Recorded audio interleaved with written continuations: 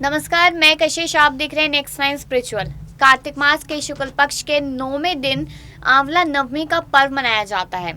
आंवला नवमी को अक्षय नवमी के नाम से भी जाना जाता है। हिंदू धर्म में आंवला नवमी का भी विशेष महत्व होता है। इस बार आंवला नवमी 12 नवंबर शुक्रवार के दिन मनाई जाएगी।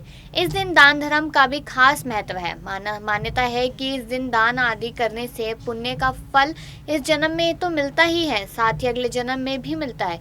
ग्रंथों में बताया गया है कि इस दिन आंवला के वृक्ष की पूजा करने से व्यक्ति के सभी पापों का नाश होता है। बता दें कि इस दिन आंवला के वृक्ष की पूजा करते हुए स्वस्थ रहने की कामना की जाती है।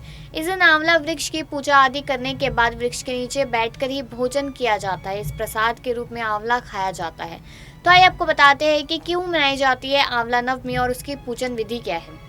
इसलिए मनाई जाती है आंवला नवमी। कार्तिक माह के शुक्ल पक्ष की नवमी तिथि के दिन आंवला नवमी मनाई जाती है।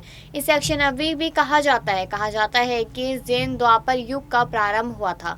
द्वापर युग में भगवान विष्णु के 8वें अवतार श्री कृष्ण ने जन्म लिया था। इस दिन श्री कृष्णा ने वृंदावन गोकुल की गलियों को छोड़कर मथुरा की ओर प्रस्थान किया था।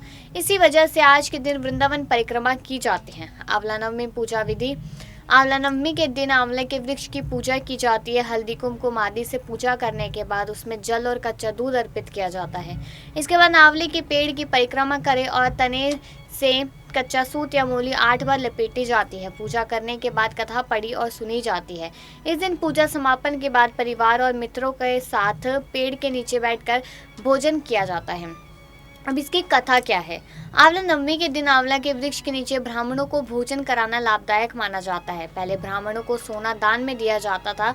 एक बार एक सेठ आंवला नवमी के दिन ब्राह्मणों को आदर सत्कार देता था।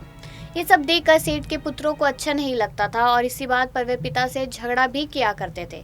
घर के लड़ाई झगड़ों से परेशान होकर सेठ ने घर छोड़ दिया और दूसरे गांव में रहने लगे। जीवन यापन के लिए सेठ ने एक दुकान लगा ली और दुकान के आगे आंवले का एक पेड़ लगाया।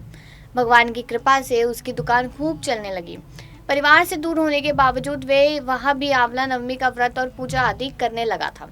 ब्राह्मणों को भोजन करवा कर उन्हें दान भी दिया करता था। वही दूसरी तरफ पुत्रों को व्यापार पूरी तरीके से ठप हो चला था और उनको अपनी गलती का एहसास हुआ। ऐसा देख उन्हें ये बात समझ आ गई कि वे पिता के भाग्य से ही खाते थे और फिर पुत्र अपने पिता के पास जाकर माफ़ी मांगते हैं। पिता की आज्ञा अनुसार उन्होंने भी आंवला के वृक्ष की पूजा की और इसके प्रभाव से घर में पहले जैसी खुशहाली आ गई। ये जानकारी आपको कैसी लगी है कमेंट कर जरूर बताएगा। वीडियो को लाइक और शेयर करना ना भूलें।